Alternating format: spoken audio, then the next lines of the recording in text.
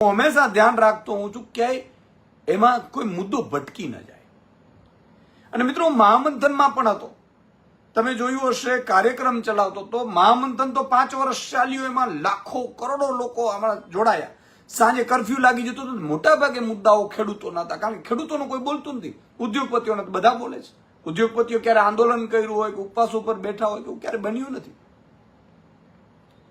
પણ મિત્રો ખેડૂતોનો મુદ્દો હોય, ખેડૂત નેતાઓને પ્લેટફોર્મ આપવા, ખેડૂત નેતાઓને મોટા લીડર બનાવવા, એ પણ કામ મહામંથનના માધ્યમથી થયું હતું. અને આપણે જોયું હશે કે બધા લોકોને પ્રોત્સાહન આપીને, એને સપોર્ટ કરીને, સહયોગ કરીને ખેડૂતોના સેંકડો મુદ્દાઓ ઉઠાવ્યા હતા.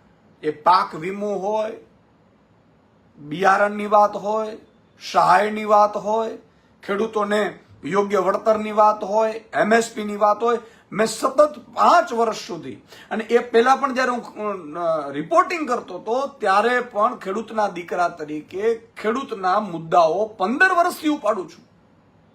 આ કોઈ નતનવાઈ નથી, અને એમાં હું નવાઈ નથી કરતો. ખેડૂત માટે કોઈ બોલતું નથી એટલે મારે બોલવું પડે છે.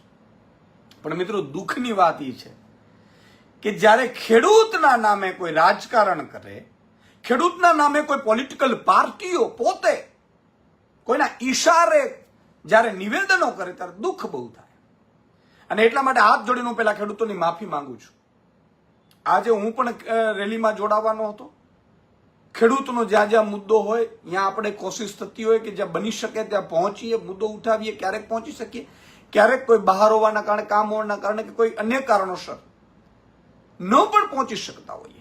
પણ આ જયારે જેતપર ગામમાં ગયા અને લોકોએ ડિમાન્ડો કરી અને અમે નક્કી કર્યું અને મેં નિવેદન કર્યું કે હું પણ ખેડૂત આંદોલનમાં જોડાઈશ, માનનીય ગોપાલભાઈ પણ જોડાશે, બીજા આગેવાનો પણ જોડાશે. ને બીજી વાત કે આમ આદમી પાર્ટીના હજારો ખેડૂતો આજે આ રેલીમાં જોડાશે, એ તો છે જ, એમાં કોઈ મત નથી. પણ હું નથી જોડાઈ શક્યું, એ બદલ હું ખેડૂતોનો માફી માંગુ છું. અને એટલા માટે નથી જોડાતો કે ખેડૂતનો મુદ્દો ભટકી ન જાય. આજે કેટલાક કોંગ્રેસના નેતાઓએ, ખબર નહીં રાહુલ ગાંધીએ કીધું હોય કે પછી ભાજપના મોટા નેતાઓએ કહ્યું હોય, એમને જે પણ હોય, અથવા તો કંપનીઓ વાળાએ કહ્યું હોય, જે કારણ હોઈ શકે એ જાણે ને ભગવાન જાણે. પણ રાહુલ ગાંધીને એવી શું પીડા થઈ કે ખેડૂતના મુદ્દે આમ આદમી પાર્ટીના જો આગેવાનો જોડાશે, અમે તો ખેડૂત તરીકે જોડાવાના હતા, અમારે કોઈ, અને એ અમારી ખેડૂત છે ને અમારી પીડા છે એટલા માટે જોડાવાના હતા. પણ એમને પીડા થઈ કે તૈયાર ભાણે આવી જશે. એટલે તૈયાર ભાણું કોણ? એમ શું છે? ખેડૂતો એકઠા થાય.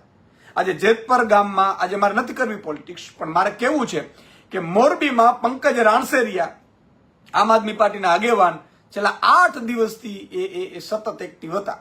તો ત્યાં તમને નેતાઓને બોલાવ્યા હતા બધાને. તો તૈયાર ભાણા ઉપર તો તમે પહોંચતા હશો, પણ એનું કારણ નથી. હું તો એમ કહું છું, તમે પણ બધે જાજો. હું ખુલ્લું આમંત્રણ આપું છું, જ્યાં જ્યાં ખેડૂતના પ્રશ્નો હોય, માત્ર ખેડૂત આગેવાનો નહીં, માત્ર રાજકીય આગેવાનો, તો ભાજપના ધારાસભ્યો, સાંસદો, મંત્રી, મુખ્યમંત્રીને પણ કહું છું કે તમે પણ ખેડૂતોના મુદ્દે જાઓ, અવાજ ઉઠાવો. અને આવું જોવું જોઈએ. ત્યારે કેટલાક રાહુલ ગાંધીને શું ખબર નહીં પીડા થઈ, અથવા તો ભાજપના કેટલાક જો નેતાઓ સાથે કઈ સાંઠગાંઠ હશે કે ભાઈ આ લોકો નો આવવા જોઈએ, ઈશુદાન ગઢવી, ગોપાલ ઇટાલિયન. કેમ ભાઈ? છતાંય હું ફરીથી માફી માંગુ છું કે આ મુદ્દો ખેડૂતોનો ભટકે નહીં. રેલીને અમારું સમર્થન છે. અમારા આગેવાનો પણ રેલીમાં, જે કાર્યકરો છે એ પણ રેલીમાં પહોંચશે. ટ્રેક્ટરોને પહોંચ્યા છે. ગત રાતથી અમને ફોન આવ્યા, સાહેબ અમારે શું કરવું? તમારે જવાનું જ છે ભાઈ, આ ખેડૂતોની રેલી છે, કોઈની નથી. પણ ખેડૂતોનો મુદ્દો ભટકે નહીં અને કોઈને બહાનું ન મળી જાય. એટલે હું ઈશુદાન ગઢવી આજે રેલીમાં નથી જોડાતો. એ બદલ હું ખેડૂતોની, 54 લાખ ખેડૂતોને, એમના પરિવારની માફી માંગુ છું. પણ તમારે હિંમત હારવાની નથી. તમારે એમ નથી કે એક રેલીમાં ઈશુદાનભાઈ નહીં જોડાય, ગોપાલભાઈ નહીં જોડાય, તમારા મુદ્દાઓ અટકી જશે. મુદ્દા તો ત્યારે પણ નહોતા અટકતા. કહી દઉં છું, જ્યારે પત્રકાર હતા ત્યારે પણ તમારા મુદ્દા નહોતા અટકવા દેતા. મહામંથનો પણ તમારા મુદ્દાઓ અટકવા નહોતા દેતા ને.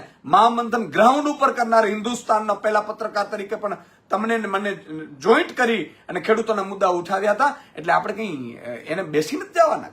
તમારા મુદ્દા આવતીકાલથી મજબૂતાઈથી ઉપાડવાની જવાબદારી અમારી રહેશે.